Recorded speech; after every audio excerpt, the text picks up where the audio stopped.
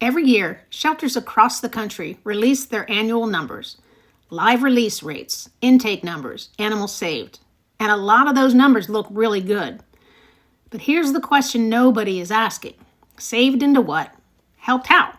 And what happened to the animals that never made it into those reports at all? Today, I want to talk about how we measure shelter success and why the metrics we've been using might be giving us an incomplete and sometimes misleading picture of what's actually happening to dogs.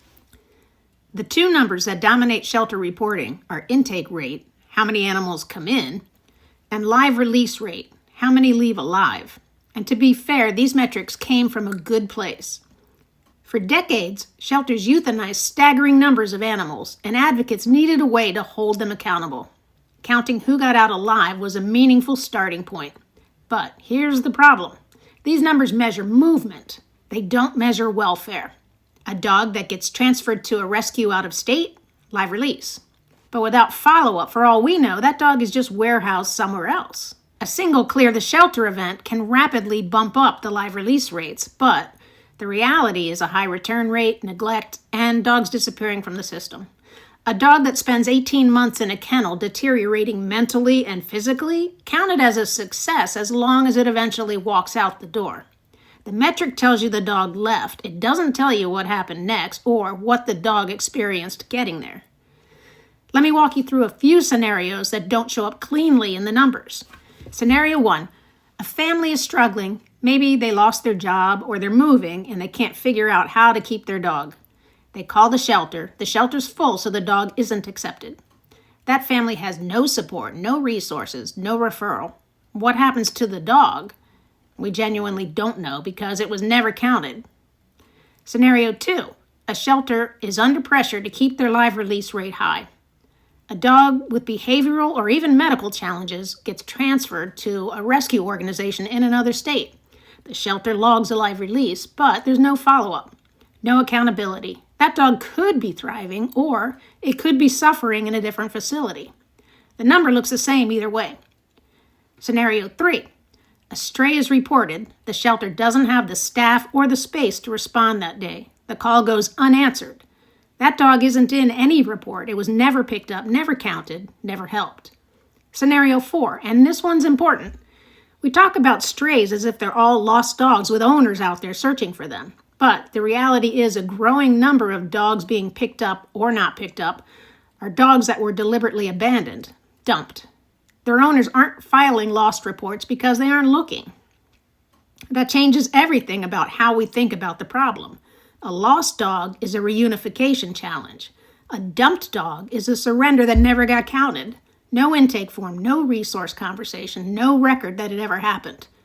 It also reframes one of the most talked about innovations in sheltering right now, community sheltering.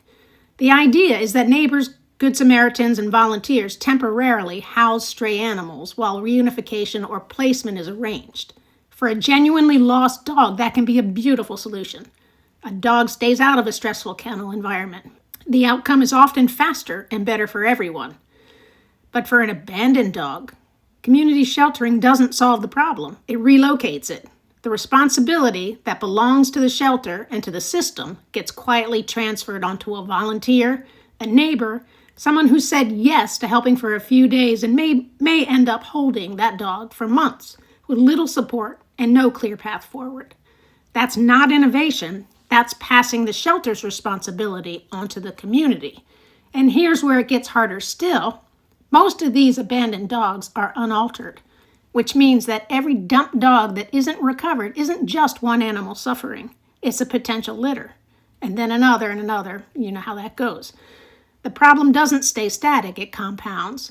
More dogs reproducing in the field means more strays, more community calls, more pressure on the system that's already stretched, and more suffering that never gets counted in anyone's annual report. If we aren't distinguishing between dogs that are genuinely lost and dogs that were intentionally abandoned, we can't understand the actual scope of what's happening or design interventions that actually address it. None of these are necessarily cases of bad intentions. They're cases of a system optimizing for a number and the number not being the right one. So what should we be measuring instead, or in addition to what we already track? I would put it into 4 categories. 1, prevention and community support. How many families were helped with resources that allowed them to keep their pet? Things like food assistance, training referrals, low-cost vet care, or temporary fostering during a crisis. How many surrender conversations ended with the dog staying home? And critically, how many animals in the community were reached through accessible spay-neuter programs? Because if we're serious about reducing the number of dogs entering the system, that's one of the most direct levers we have. Whether shelters are offering it, funding it, or connecting people to it, and whether it's actually reaching the people who need it, is absolutely worth tracking. 2, placement quality, not just placement. Are we tracking what happens after adoption? A 30 or 60-day follow-up call is a simple way to find out if that placement is actually working. Are we tracking why dogs get returned and whether the same dogs are cycling through repeatedly? Is the behavioral information given to adopters accurate? These things matter enormously, and almost none of them are standard practice. 3, what's happening inside the shelter? How long is the average dog staying, and is that length of stay going up or down? Are dogs behaviorally stable, or are they declining? Are stress-related health issues on the rise? A shelter can have a great live release rate while the dogs inside are suffering. Length of stay and behavioral health over time tell a very different story than intake and output numbers alone. And finally, 4, transparency about what isn't being counted. How many surrender requests were turned away and what happened after? How many stray calls went unanswered and why? How many field pickups show signs of intentional abandonment versus genuine loss? Shelters that are willing to report on those gaps are the ones actually engaging with the full picture. Look, this isn't about tearing down the people doing the work. Most shelter staff are operating under enormous pressure with limited resources, and they care deeply about the animals in their care. This is about making sure the tools we use to measure success actually reflect what success looks like for a dog. A number that tells you an animal left the building is a starting point. It's not the finish line. If you're a dog lover, consider asking your local shelter about their post-adoption follow-up, their average length of stay, and what resources they offer to help families keep their pets.